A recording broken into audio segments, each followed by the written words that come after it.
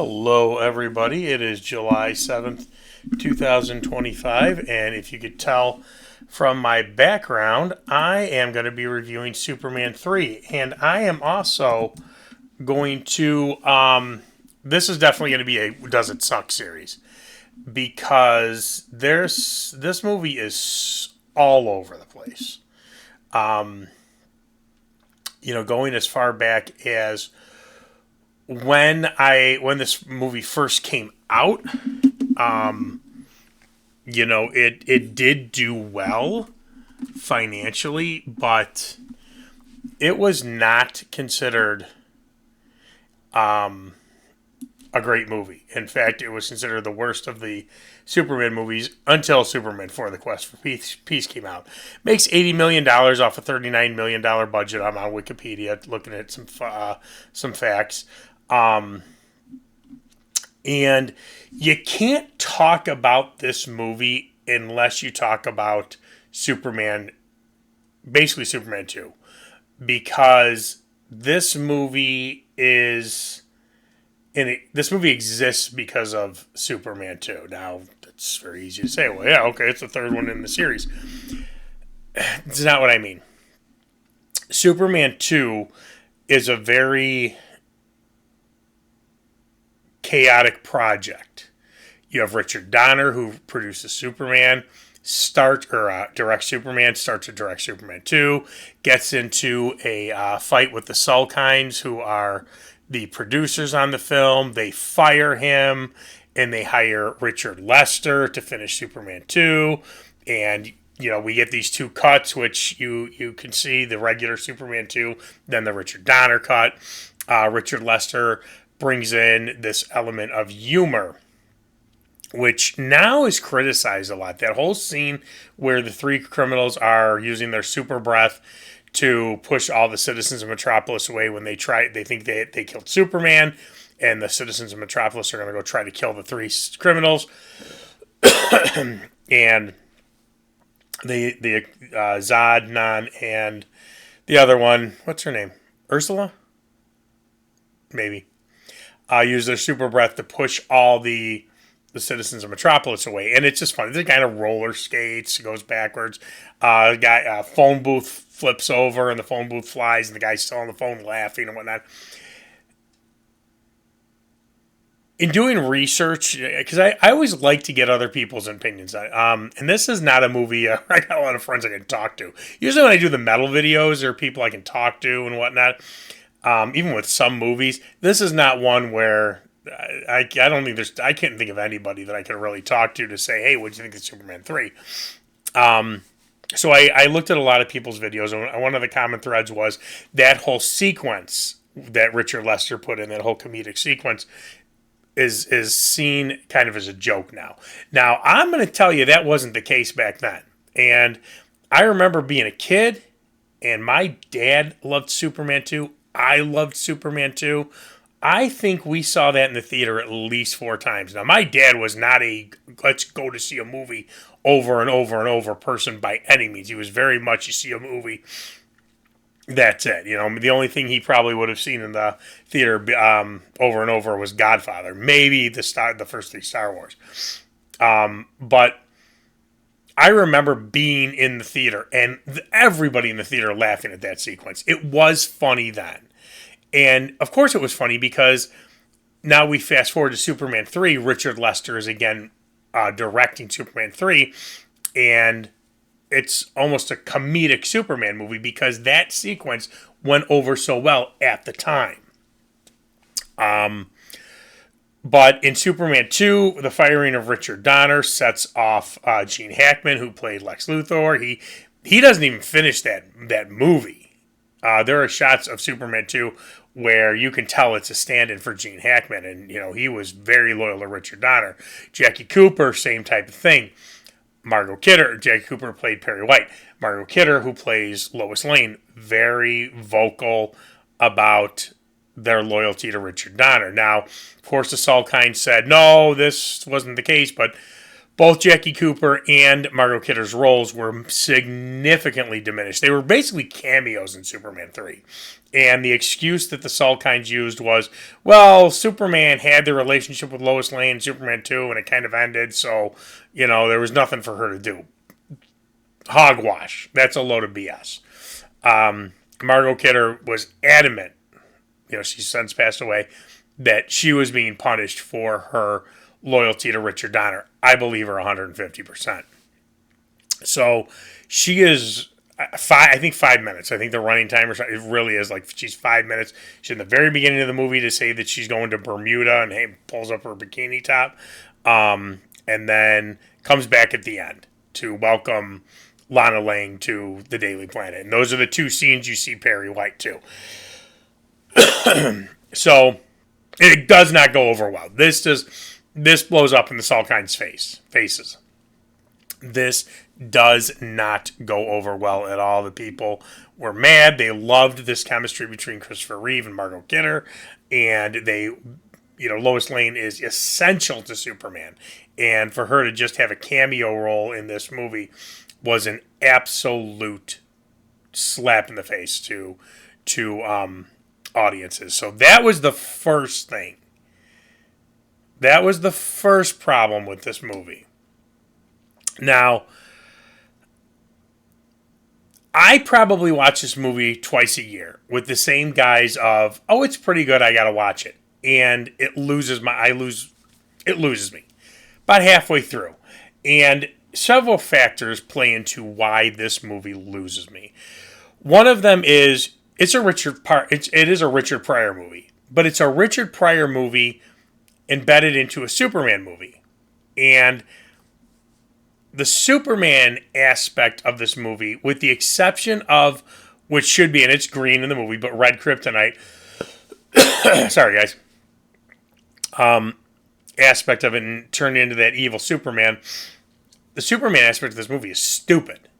Because you don't really get much of the Superman aspect, with the exception of the evil Superman, and then, at the end where he defeats this machine.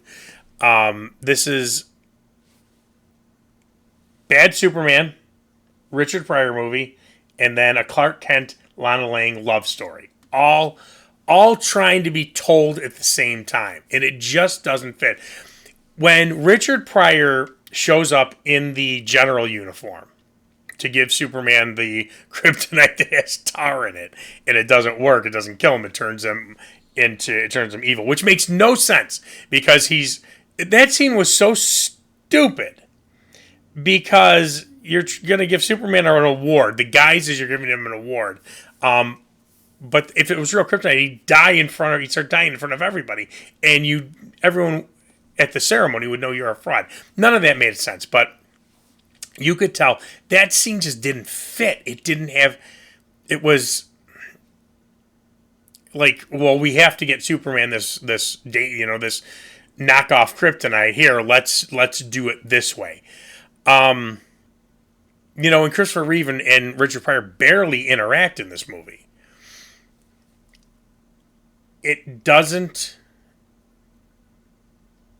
It's too much, and it doesn't work.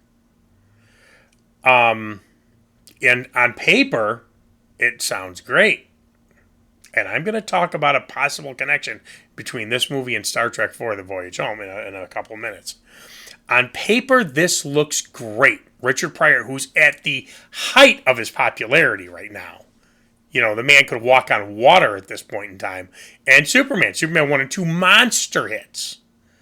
Let's put them together. We're going to have Richard Pryor fans go see a Superman movie, and Superman fans go see a Richard Pryor movie. This is great. This win-win all around. Oh, it would work if it was a good movie. So I said there's way too much going on in this movie, and that's the first problem. That's the second problem. The first problem is that Margot Kidder, Gene Hackman's not even in the movie, and Jackie Cooper, Margot Kidder and Jackie Cooper are relegated to cameo roles. That's problem number one. Number two, there's way too much going on in this movie. Number three, now I'm not going to knock any of the actors, because they all did a very good job, and I really mean that. with what they were given. They just weren't given good roles. They weren't given. You have, I think it's Robert Vaughn Robert Vaughn, who's playing this billionaire who wants to first destroy the Colombian coffee crop because he wants to monopolize coffee and then oil. He basically wants to take over the world. Robert Vaughn plays this knockoff Lex Luthor that doesn't work. He plays Lex Luthor probably, and I never read the comics, but probably more close to the comics where he's not funny, because Gene Hackman played him in this funny role, which was awesome. Robert Vaughn probably tried to play a carbon copy Lex Luthor where he is just evil. And then his sister's in there, and you really didn't need her. And then you have his girlfriend. So it just there's a lot of people in here. Pamela Stevenson plays his girlfriend. Annie Ross plays his sister. There's just, again, there's not much for them to do. The biggest thing, it's like a Kirk and, or not, it's like again, I'm going to go to Star Trek here, like a McCoy and Spock between the two female characters and villains. They're really kind of there just to fight with each other till the very end when his sister gets turned into a robot. And bounce off Richard Pryor. Now, Richard Pryor is phenomenal. He plays this Gus Gorman. He is awesome. Absolutely awesome. And he's this computer genius. Now, if it was me, I would have made Brainiac the villain. And Brainiac finds this guy who is a computer villain to help him and, flesh it out from there instead of having carbon copy Lex Luthor. And that's what we get. And again, this is not a knock on Robert Vaughn because he played this part as well as he possibly could have with bad writing. That's really just what it was. So you get a watered down villain. You get a villain you're not really too invested in. You also don't like that Richard Pryor, even though he's being manipulated, you don't like that Richard Pryor's the bad guy. If Brainiac had kind of controlled him or manipulated him, or used something to take over his brain, something like that. Or maybe Richard Pryor, being this computer whiz, has to help Superman on a technical level defeat Brain. I'm just throwing ideas out.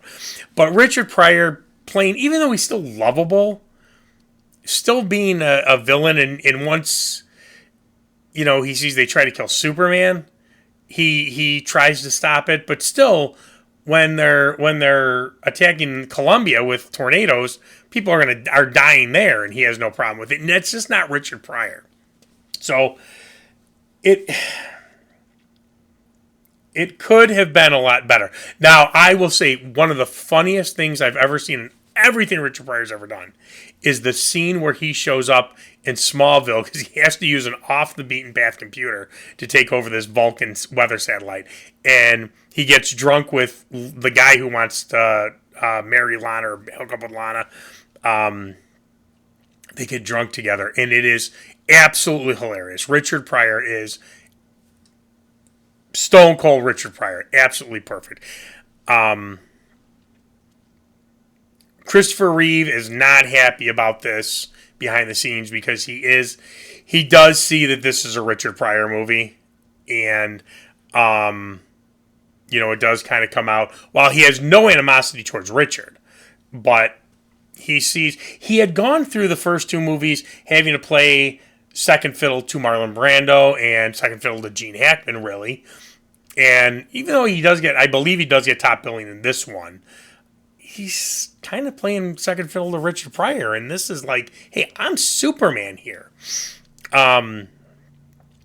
We get more Clark Kent in this movie than we do Superman, and it's annoying Clark Kent. Clark Kent is, Christopher Reeve did Clark Kent, he did the best Clark Kent of any Clark Kent ever.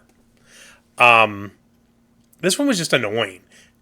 This whole thing between Lana and Clark, there's just no reason for it. And of course, she's not in Superman 4, so this whole plot was for nothing. And again, Annette O'Toole plays Lana. She does a great job. All of these actors do a great job with the script they were given. It's just they were given a terrible script. So I'm not sitting there saying Annette O'Toole. Annette O'Toole plays this kind of spacey, scatterbrained Lana Lang, and she does a great job at it. It doesn't fit. It absolutely doesn't fit. And everyone's like, where's Lois? Where's Lois? So in the end, we get this mishmash, hodgepodge kind of movie that really tried, really tried, and was very unsuccessful. Again, it does well. A lot of people like this movie. If I had to say, does it suck or not? Yeah, it sucks because it doesn't hold my attention. Every single time I watch this movie, by the end, I'm bored. And I usually watch this movie more than I do one or two. I never watch Superman 4. Just because I'm kind of like, you know what, it's Richard Pryor. I'm gonna watch it. So, if I have to say, does it suck or not? It sucks. Because there's just too much. The whole Lana thing doesn't have to be in the movie either. I mean, it was almost like I often wonder, and other people have wondered too, if the whole Lana thing was to really, to push out Margot Kidder so that in Superman 4, Margot Kidder's gone, and B, to the Saul Kynes way of saying Margot Kidder, you don't mess with us. And that's what me and a lot of people think. Sadly, yes, I think it sucks more than it doesn't suck. It's not horrible. It's not unwatchable. Superman 4 is unwatchable. But, yeah, sadly, this one falls more into the yes, it sucks category. Now, the tie-in, and this is my own personal theory to Star Trek for the Voyage Home. I read Shatner's book, Star Trek Movie Memories, and Leonard Nimoy's book, I Am Spock, on multiple occasions. Great books. Read them over and over. I'm a big Star Trek fan, especially of the original cast. And Leonard Nimoy, who directed Star Trek 4 and had a lot to do with the writing and the creation of Star Trek 4, they were originally going to have Eddie Murphy in that role. And Leonard Nimoy goes on to say Eddie pulls out, and they kind of never really realize why. And he does say in his book, maybe Paramount got nervous of mixing their two biggest franchises together. I believe that's part of it. But I also believe, now, Eddie Murphy's mentor is Richard Pryor. And they are extraordinary. Richard has passed on. But they're extraordinarily good friends. Also, Eddie Murphy is a monster Star Trek fan. He wanted to be in Star Trek 4. I have a feeling somewhere along the lines, Richard Pryor and Eddie Murphy had a discussion. And Richard Pryor said, don't do this. I did this. This will be your Superman 3. If this isn't done right, if the slightest thing goes wrong, this is going to be your Superman 3. And you don't want that. I have a very strong feeling why Eddie Murphy did not play this marine biologist in Star Trek 4 was because of the failure of putting Richard Pryor in Superman 3. So I've always believed that. Don't know for sure. It makes a lot of sense, though. So, all right, well, Superman 3, man, it just falls into the suck category. It's not like Superman 4, which ultra sucks. It just falls into the suck category, but yeah, it's got to go in there. So for me, does it suck? Yes, it sucks. I know a lot of people love it. That's awesome because it's there's a lot of aspects of this movie that are great. Just bad story writing. Too much of the over-the-top humor, too much trying to write a Richard Pryor film instead of a Superman film with Richard Pryor playing a great role. All right, like, subscribe, all that fun stuff. Let me know what you think in the comments. I will see you soon.